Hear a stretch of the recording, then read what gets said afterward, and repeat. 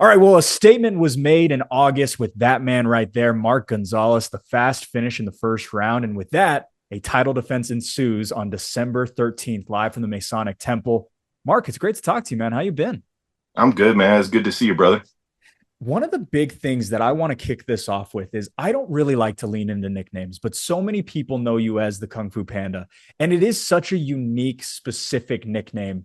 What is the origin of this name? Uh, yeah, it's pretty simple. So a few years ago, I was at my gym, One Hit MMA, and I showed up early, uh, before one of our classes, and the kids' classes were going on. So, to kill some time, I went over to the heavy bags, and I was just throwing some kicks on the heavy bags, doing some punches, warming up, staying loose, and one of the little kids comes up and was like, "Hey, you look like the Kung Fu Panda," mid class, like completely genuine. It was like the coolest thing. It made me laugh a little bit. And, you know, up to that point, I had never thought of a nickname or anything. And it just kind of clicked. It's the demographic that I want to,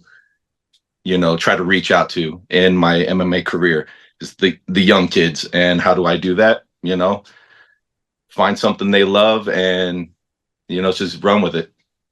What is it about making sure that you're, helping the youth in any sort of way that means so much to you? Were you in any way maybe a troubled youth or something growing up and you wish that you had someone to look up to like a fighter yourself?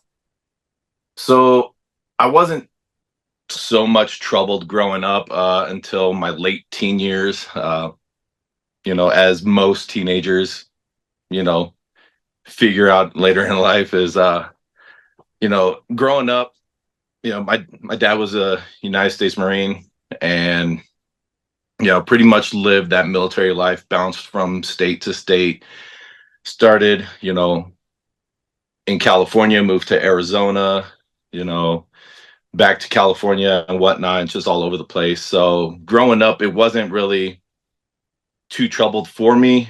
However, we were very big at the time into uh, wrestling, professional wrestling. So I just, you know, grew up watching, The Undertaker, The Rock, uh, Ken Shamrock, who I actually met in person while I was wrestling in high school. His son was a wrestler at one of the high schools down in San Diego, and to meet somebody that you seen on TV, it was like you get that kind of awe factor, like a little starstruck. I watched him, in the mid '90s in UFC, fighting Hoist Gracie, and just watched his whole career. So I have had a couple of uh, like big role models. Like I said, I grew up watching The Rock, just idolized, man. Ken Shamrock, I've watched him and just followed his career. So yeah, and that's, to me, you know, kind of my past as far as growing up and whatnot. Did you want to be a pro wrestler when you were a kid, or did you ever think maybe you'd want to be an MMA fighter at some point? When did those maybe ideas start populating in your brain? Never thought about MMA as far as becoming a fighter. Um, did a lot of backyard wrestling, you know, trampolines and chairs and whatnot. Grew up doing all that. Wanted to be the next Undertaker, or the next Big Show. And it was the Stone Cold Steve Austin was during that whole Attitude Era of WWE. Um, was my teenage years, and that's what I definitely wanted to do. As grew up and kind of shifted from wrestling to you know, let's do some jujitsu. Let's do some, you know, other mixed martial arts. And then eventually, when I retired in 2017 from the army, I was like, you know what? Let's do some MMA. You know, so it's evolved over the decades. So you started MMA in 2017. I'm trying to think. I'm just going to do the math here really quick. So you were in your early 30s at that point. Did you know you immediately wanted to get into competition, or did you start off as just a hobbyist, or how did that all kind of come to be? So I actually started a form of mixed martial arts when I enlisted in the army. We That was in 2009. So we have um, our modern army combatives program, which is basically enough jujitsu so you can hurt yourself. So it's, you know, I'm sure over the years they've, you know, improved it, but back then was kind of like my introduction to it. And jujitsu, I loved it. And so much to where when I was stationed in Texas, I met a friend who practiced traditional Muay Thai. Uh, and he taught me Muay Thai on the side on our days off. And it was just over the years, you know, just kind of it grew. And I wanted to compete.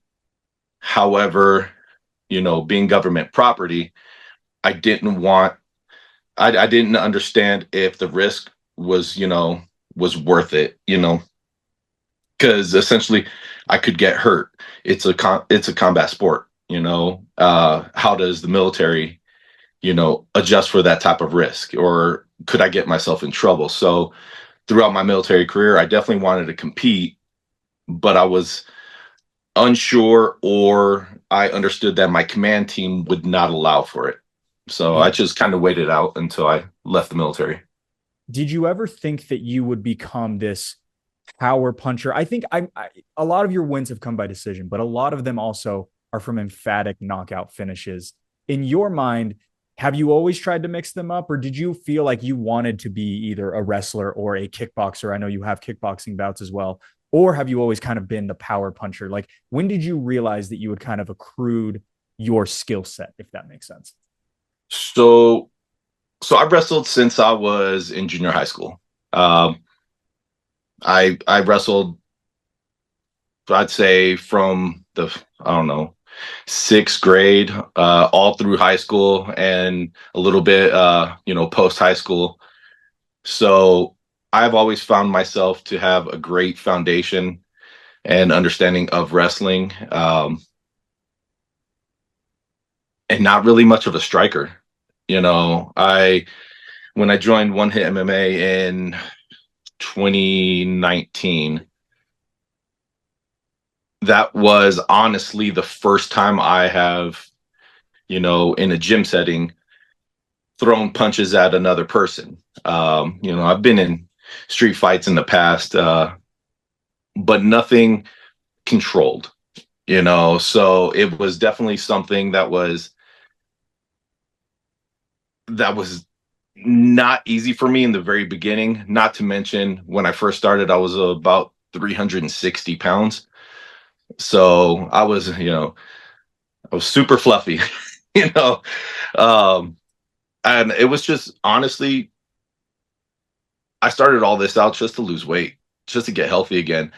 And as you know, as the years go by and I've been training, I've noticed my striking has increased exponentially. You know, I would honestly say it wasn't until uh, I would say probably my kickboxing with Austin Bowden last year in, I want to say it was March, when I got more confident in my hands. Um, because I was able to finish that kickboxing bout. I think it was in the first round. You know, due to strikes. So, well, obviously it's kickboxing, but you know what I mean. Um, but yeah, it was then when I kind of realized, hey, maybe there's something to my striking after all.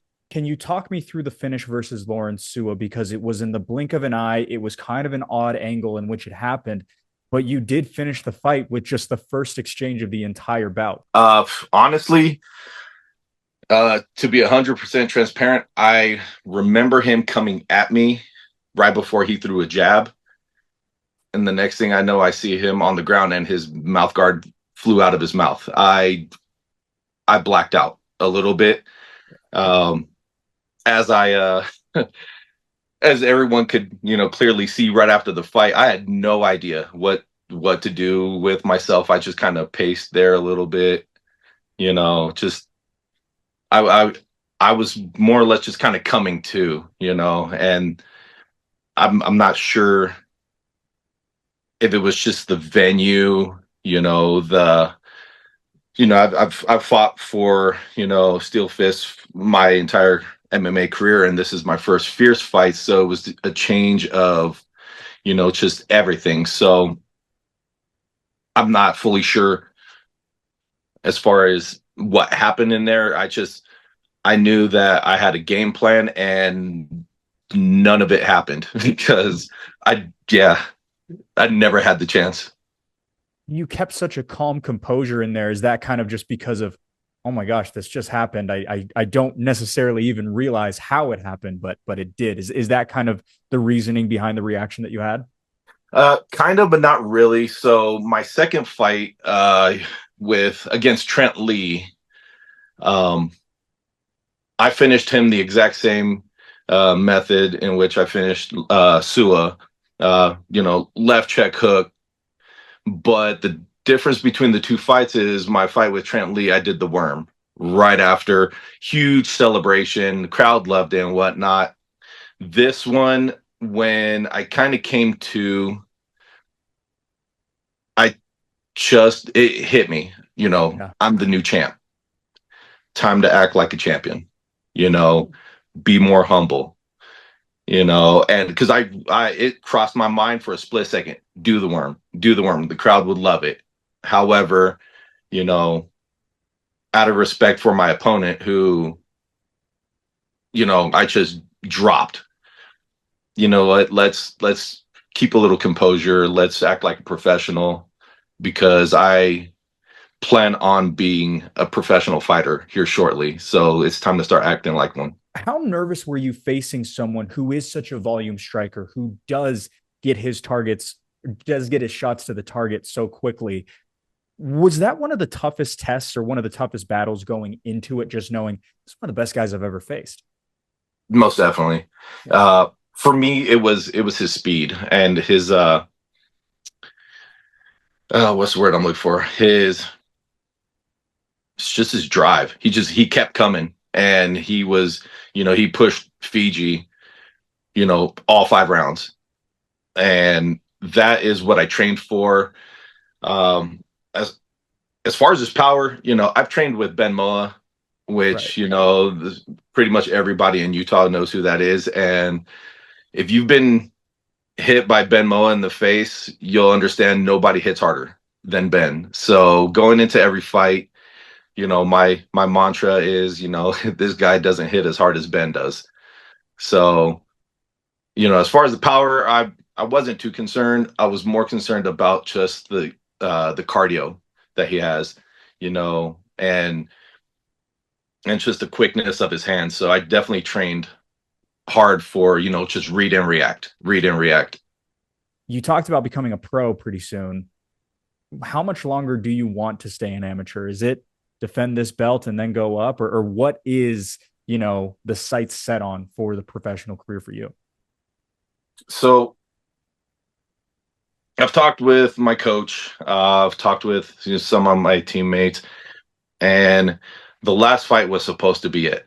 Oh, Um, I know in my post fight interview with Jason, I said I was done for the rest of the year. It was time to, just focus on family. However, I was, as awesome as my finish was in that fight, I was a little dissatisfied because I wanted to be a dog fight. I wanted, that, with my shield or on it type moment. win or lose, it doesn't matter, So after winning the belt, the only logical explanation for me to stay amateur was defend my belt. And, I've talked to many people, and everyone and myself has, come to the understanding, hey, true champions defend their belt. So we'll see. I'm excited for this next fight. If this guy definitely gives me the fight that I want, regardless of the outcome, with my shoulder on it, probably going to go pro after that. So win or lose, the plan is to go pro after that fight. Igor Lakicevic, I hope I'm getting that name right. We'll have it right by the time that he makes the walk. What do you make of him? What do you make of that matchup? Obviously, seems like a pretty scary guy in terms of just the name and the photos that I have seen. But what do you look forward to with this matchup on December 13th? I'm hoping he pushes me. I'm hoping that, I've watched a little bit of film on him, and he definitely seems like a worthy opponent, someone that I am excited to share the cage with. Um, Someone that we're gonna push each other's limits, and we're gonna see you know each other's mental toughness as well as physical toughness. So I'm super excited to have the opportunity to more or less represent Utah against an outside fighter, from someone that's out of state. And, it's going to be a banger. So, don't blink. We are all lucky to have you in this state, the Fierce FC amateur heavyweight champion. Mark, is there any way that people can get a hold of you, support you in this journey as your final amateur walk ensues in just a couple of weeks? Yeah. So go ahead and jump on Instagram. My handle is Mark Gonzalez MMA. And there's underscores in between my name and MMA. So give me a follow there. I'm always posting, you know, training pictures and, fight updates. So as we get closer to game time and the fight gets, officially announced, and there's uh, cards and posters, you'll be able to see it and follow the link that's on my bio. Well, we absolutely can't wait for it. Masonic Temple, December 13th, amateur heavyweight championship on the line. Mark Gonzalez, thank you so much, my man. Appreciate it.